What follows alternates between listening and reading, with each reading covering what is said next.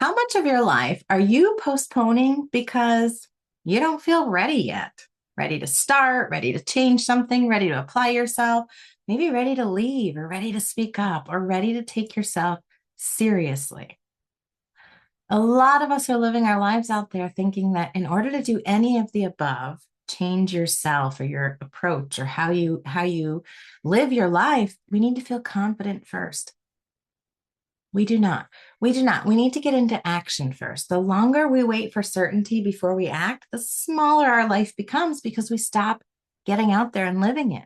We stay inside, we isolate, we wait for just the right feeling. Today, I want to talk to you about the cost of that hesitation because waiting can look responsible. Sometimes it's just fear in a nicer outfit. Let's get into it.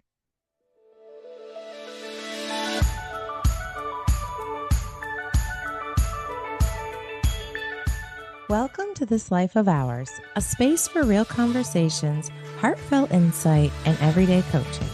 I'm your host, Coach Emily B., life coach, storyteller, deep feeler, and Vermont hobby farmer.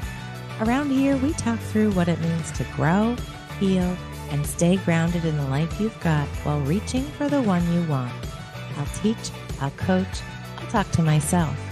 No matter the episode, I hope you leave feeling a little more connected and a little less alone in this life of yours. I'm so glad you're here. Welcome to the podcast. This is not our first episode ever, but it is the first episode on YouTube and with video. And I wanted this first one to be about your confidence, your decisions, you getting in motion in your life, because I think so many women are quietly living in preparation mode.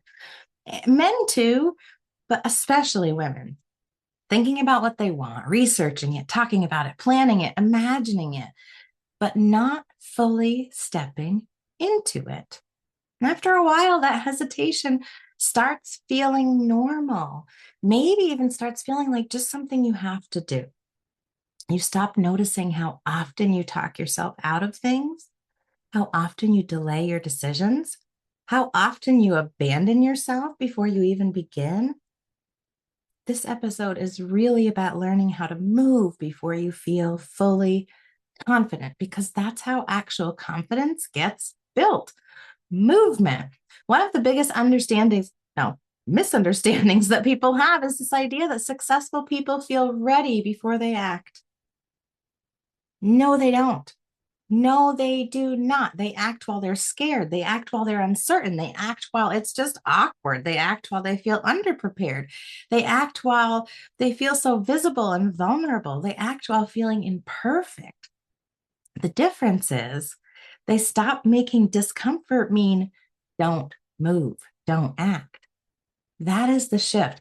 A lot of hesitation comes from trying to avoid emotional discomfort. We do not like to go out and about in our lives and feel failure. We do not like to go out and feel embarrassed or like we're being judged.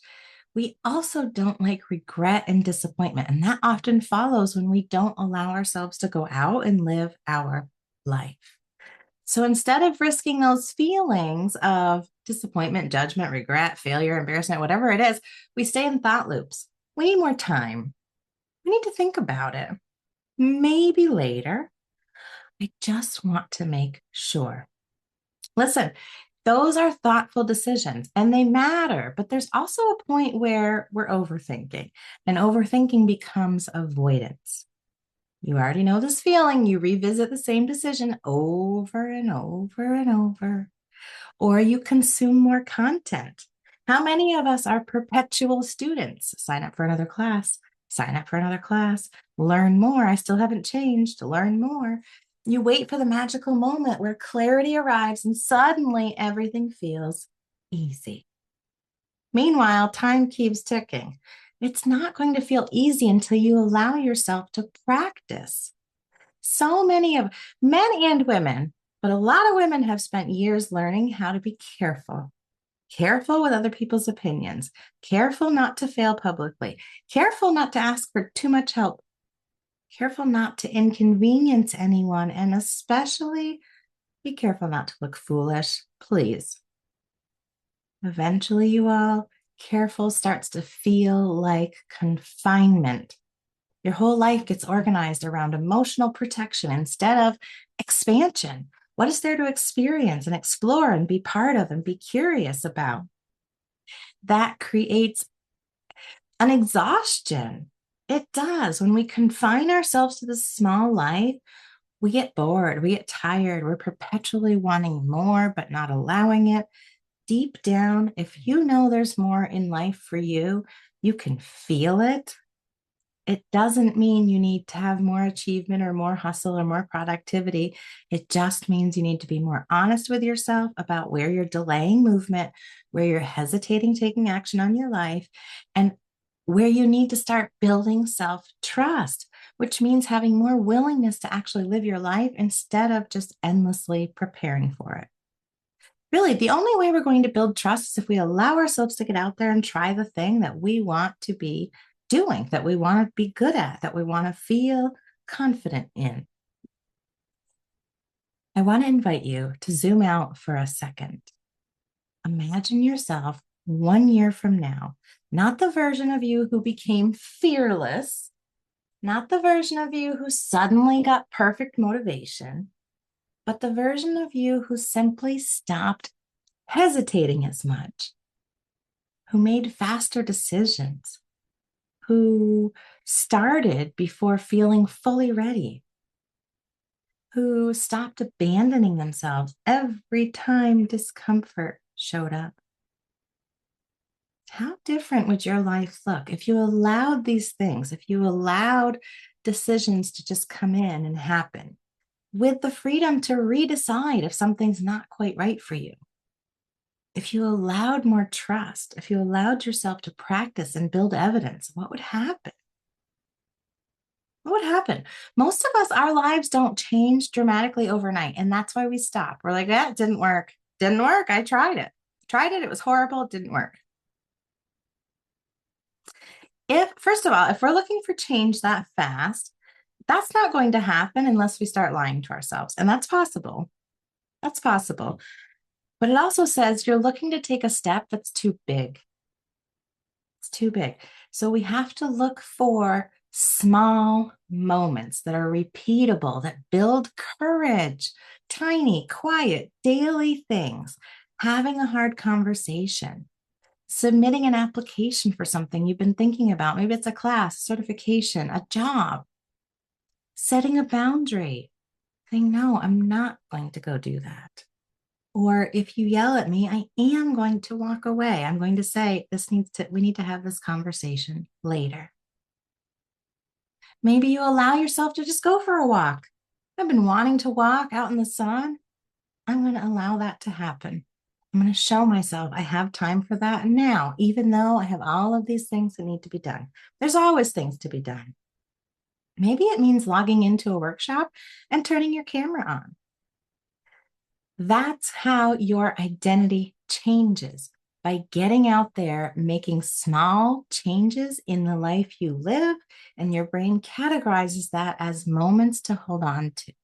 Hold on, that was nice. That was a nice little breath of fresh air. Here's what I want you to start practicing, or I invite you to. Instead of asking, what if this doesn't work, this thing I'm delaying on, this hesitation, ask yourself, what if I became someone who just follows through? Instead of what if I fail, ask, what if I learn that I can survive being uncomfortable? It doesn't last. Neither does joy. It all comes and goes. Instead of waiting to feel confident, ask, what action would the future version of me take next? And then do that thing. Doesn't have to be perfect, doesn't have to be a 5-year roadmap. Here's what we're doing. Don't jump right into commitment. Stay in curiosity.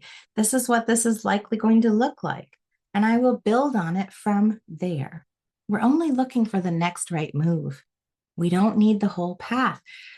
When we have the whole path in sight, that's a to-do list, you all.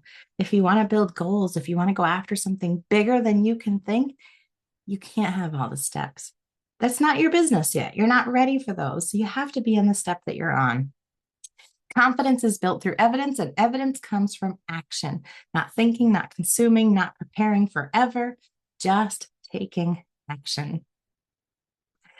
I think one of the saddest things is how many people spend years standing at the edge of their own life waiting for permission to begin.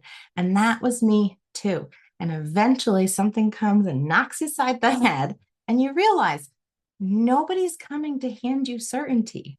Nobody's coming to say, here is your confidence. It's your day. At some point, you decide, you move, you take a risk, you begin, even while uncomfortable, especially while uncomfortable. So here's the question I want to leave you with today. What would change in your life if you stopped waiting to feel ready and started practicing being willing? Not ready, just willing. Give it a try. Give it a try. Thank you for being here for the very first YouTube video episode. And if this connected with you, share it with someone who's been standing still for just a little too long. I'll see you in the next episode.